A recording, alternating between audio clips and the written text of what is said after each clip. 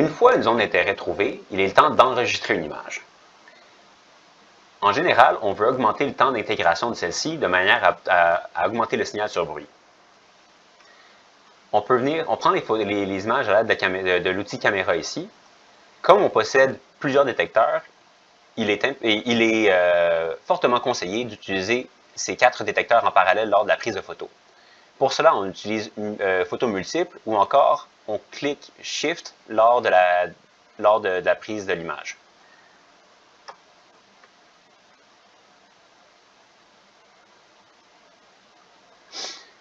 Les temps d'intégration sont modifiables par l'usager. On peut cliquer du bouton droit sur la caméra, aller sur Edit, où on a accès à certaines préconfigurations.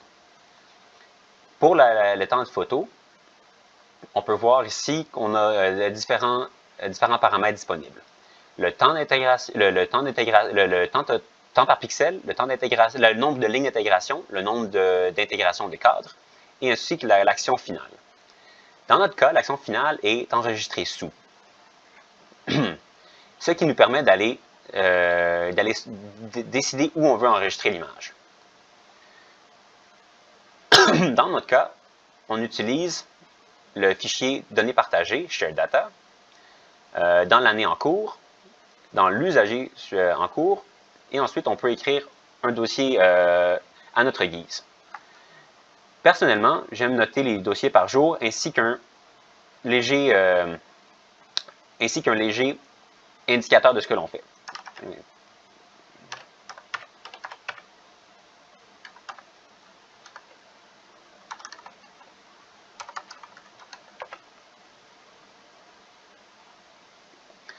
Ensuite, on peut automatiquement nommer les photos de façon séquentielle. Donc ici, il s'agit de boules d'étain.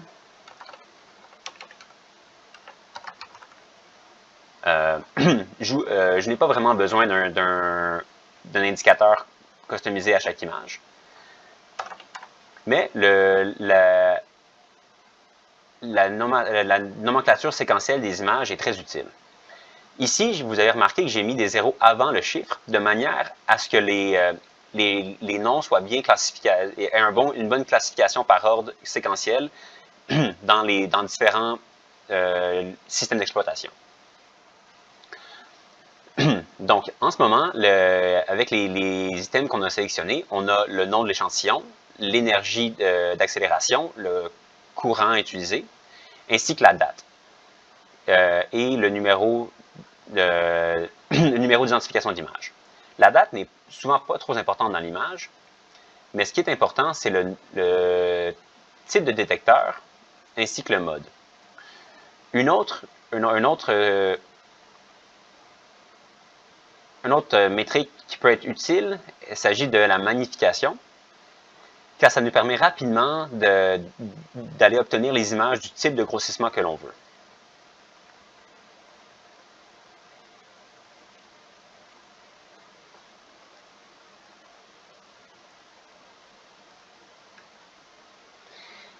Ce menu est également disponible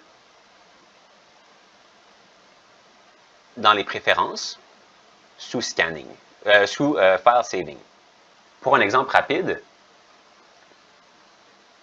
je vais accélérer la prise d'image.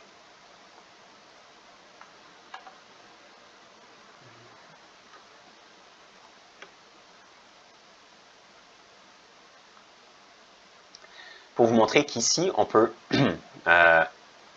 sélectionner ou non les différents displays qu'on peut avoir.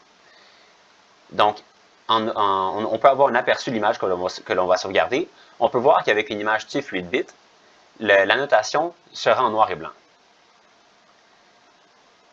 Maintenant, en TIFF 24, la notation, elle, deviendra en couleur. Comme j'ai dit par exemple, en noir et blanc, on préfère les TIFF 16 bits.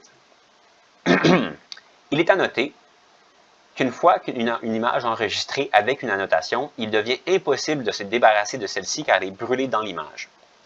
Si vous comptez faire des mesures, des mesures subséquentes ou utiliser des outils d'analyse d'image automatisés, il est impératif de ne pas sauvegarder les images avec des graphiques en surplan, car ceci viendra rendre les mesures automatisées caduques.